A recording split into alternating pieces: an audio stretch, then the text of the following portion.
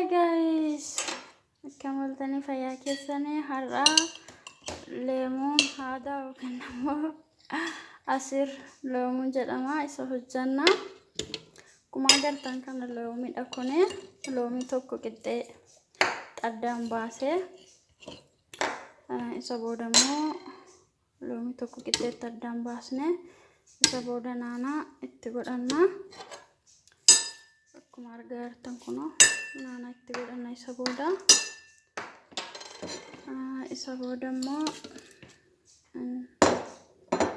booda immoo leemuun yookiin intinisa daakuusaa jechuudha daakamaasaa itti goona. Isa kan itti goone booda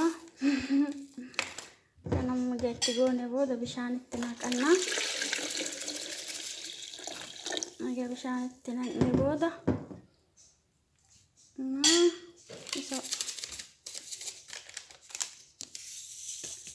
isa booda hin daaknaa jechuudha.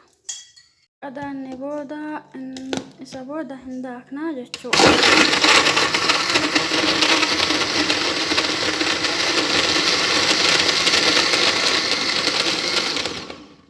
Kuno amma daakne raawwanne isa booda immoo calaltuudhaan adda baasna.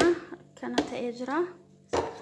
Kana booda immoo calaltuudhaan adda baasne waan inni ta'u lallagaa dhuma isaa waliin. Kuno amma calaltuudhaan gargar baasee jira. Calaltuudhaan gargar baasee booda immoo dhuma isaa maal akka ta'u waliin ilaallaa jechuudha obboleewwan koo. Kana booda kana fakkaataa jechuudha. Warri leemuun aadaa hojjettanii kana laaltanii hojjechuu ni dandeessu. Isinin jedha obboleewwan koo.